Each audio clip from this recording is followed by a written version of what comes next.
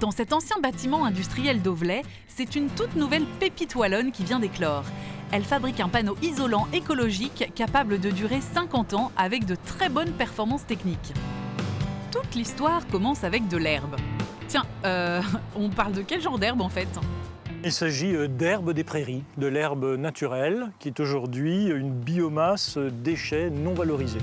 Donc, cette herbe qui vient ici de l'entretien de zones humides aux Pays-Bas est d'abord traitée pour en extraire le jus. Un jus qui est directement utilisé pour fabriquer du biogaz. Ce qui reste, c'est de la fibre d'herbe séchée et c'est elle qui arrive dans l'usine Gramiterm. Ici à Auvelais, on a une nappeuse industrielle. Et qui dit nappeuse industrielle dit mélange de fibres. Et on va mélanger 3 natures de fibres différentes.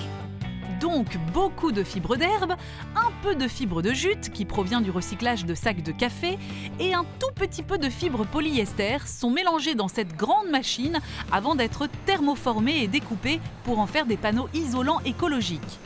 Ils viennent d'obtenir le label biosourcé ainsi que le label Solar Impulse. Gramiterm, c'est d'abord la garantie d'une efficacité thermique à haute performance. Le panneau protège non seulement contre le froid, mais aussi contre le chaud et contre le bruit. Il va d'ailleurs être utilisé dans les murs anti-bruit des autoroutes. Pas mal pour un matelas en herbe.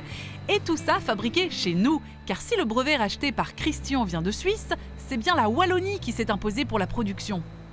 La Wallonie est en pointe dans le secteur du biosourcé, donc il y a une vraie connaissance, une vraie intelligence pour la bioéconomie et pour les matériaux biosourcés. C'est excessivement important pour nous parce que ça nous permet d'intégrer un réseau. Dans ce réseau, on retrouve le cluster éco-construction, le bureau économique de la province et 2 invests régionaux pour financer l'investissement. 2 millions d'euros tout de même. Aujourd'hui, 15 personnes à temps plein s'activent autour de la chaîne de production qui a passé le cap du Covid.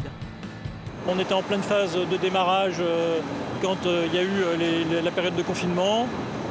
Priorité, bien sûr, c'est le personnel. On a arrêté au mois d'avril pour pouvoir repenser les postes de production où on n'était pas capable d'avoir la distanciation sociale. Aujourd'hui, les modifications sont faites et on tourne depuis le début du mois de mai à fond.